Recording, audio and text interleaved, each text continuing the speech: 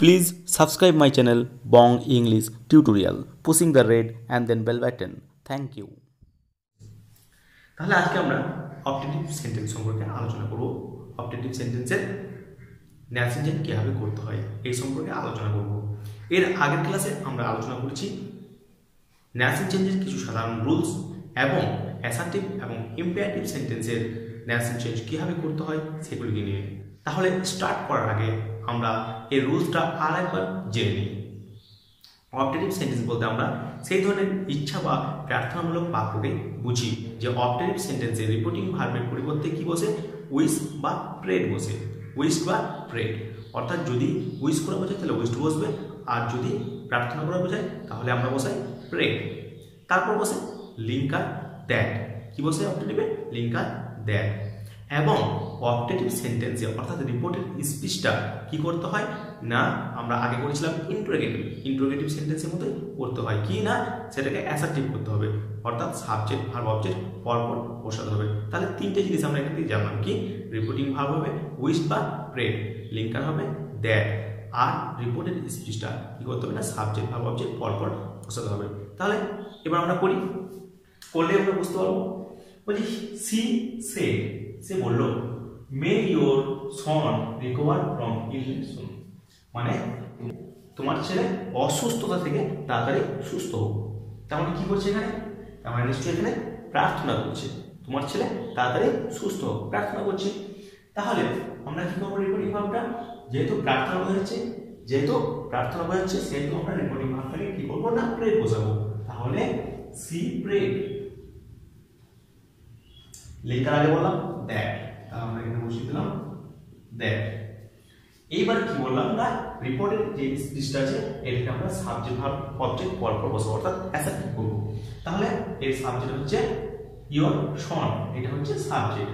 তাহলে এটা কোন পারসনে আছে? এটা হচ্ছে সেকেন্ড পারসন। আমরা সেকেন্ড পারসনের পরিবর্তন করে অবজেক্টকে দেখতে হয়। অবজেক্ট নেই, তাহলে ইওর সন বলতে আমার সন এখানে বোঝাচ্ছে। তাহলে কি হবে? মাই সন। মেয়েটা কি হবে? ভাব নিয়ে আসতে অক্সিলারি ভাব আছে, তাই অক্সিলারি ভাবটাকে নিয়ে চলে আসবো। মেয়েটা হয়ে যাবে পাস্ট টেন্স, অর্থাৎ মাইন্ড। যেহেতু অক্সিলারি ভাবে চেঞ্জ করলাম, তাহলে সেহেতু মেন ভাবে আর হাত দেবো না, কারণ ন্যারেশন চেঞ্জে অক্সিলারি ভাব এবং মেন ভাব দুটোর মধ্যে অক্সিলারি ভাবে যদি পাস্ট টেন্স করি তাহলে মেন ভাবে হাত দেওয়ার কোনো দরকার হয় না। তাহলে মেন ভাব কি আছে? রিকভার লিখে দাও। তারপরে ফ্রম ইলনেস শুন কমপ্লিট। তাহলে কি হলো? She prayed that my son might recover from illness soon. Next, he said to me, সে আমাকে বলল মে ইউ বি হ্যাপি, তুমি সুখী হও বা খুশি হও, আনন্দিত হও। তুমি কি হও? তুমি খুশি হও বা আনন্দিত হও। বেশ, তাহলে এটা কি? তুমি আনন্দিত হও, তার মানে এটাকে উইশ করা হয়েছে। উইশ করলে কি হবে? তাহলে আমরা এখানে বুঝতেই পারলাম উইশ যখন, তাহলে রিপোর্টিং আমরা কি করবো? উইশ। তাহলে লিখলাম হি উইশড, কাজ করছে মি, আমাকে। লিঙ্কার কি হবে? দ্যাট। তারপরে এটাকে আবার সাবজেক্ট ভার্ব অবজেক্ট পরপর বসাবো। তাহলে ইউটা হচ্ছে সাবজেক্ট, প্রোনাউনের পরিবর্তন হয় আমরা জানি, এটা সেকেন্ড পারসন, অর্থাৎ অবজেক্টে দেখো মি আছে, তাহলে আই হবে। মেয়েটা কি হবে? পাস্ট টেন্স মাইট। বাস, আর পরিবর্তন করবো না, ভার্ব বিটা বি হয়ে গেল, তারপর হয়ে গেল হ্যাপি। থার্ড ওয়ান, তৃতীয়টা আমরা ভালো করে দেখবো।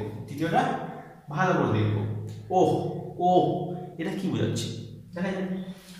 মাই ফ্রেন্ড সেড, আমার বন্ধু বলল, oh had I the wing of a Dove.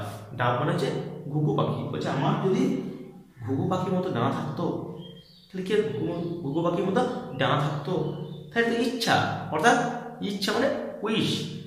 ইচ্ছা বলতে কি বোঝায়? এখানে আমরা লিখবো উইশ, রিপোর্টিং ভার্বটা হয়ে যাবে উইশ। তাহলে মাই ফ্রেন্ড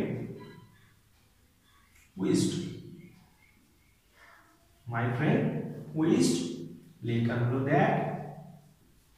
এবার প্রোনাউন যেটা পরিবর্তন, আইটা পরিবর্তন করবো। আই পরিবর্তন করতে গেলে ফার্স্ট পারসন, আমরা সাবজেক্টকে লক্ষ্য করবো।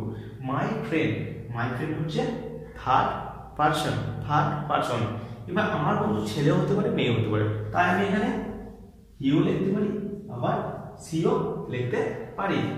তাহলে হি সি হয়ে গেল। এইবার আমরা হ্যাড থাকতো, থাকতো আমরা এখানে জানি যে কুড হ্যাভ মানে হচ্ছে থাকতো, কি না কুড হ্যাভ, তাহলে আমরা এখানে বসবো কুড হ্যাভ, কুড হ্যাভ। তারপরে কি আছে না এরপর বসবো কি না দা উইংস, বাকি অংশটা বসিয়ে দেবো the wings, wings of a dove. কি হলো তাহলে my friends wished that he বা she could have the wings of a dove. তোমাদের মনে প্রশ্ন হি বা সি এখানে হলো মাই ফ্রেন্ড, মাই ফ্রেন্ড এখানে তো উল্লেখ করা নেই যে আমার বন্ধু ছেলে না মেয়ে, ছেলে হতে পারে মেয়ে হতে পারে। এবার আমি যদি বোঝাই ছেলে তাহলে হি, আর মেয়ে বোঝালে সি হয়ে গেল। So we shall meet again the next class with the nascent change of exclamatory sentence.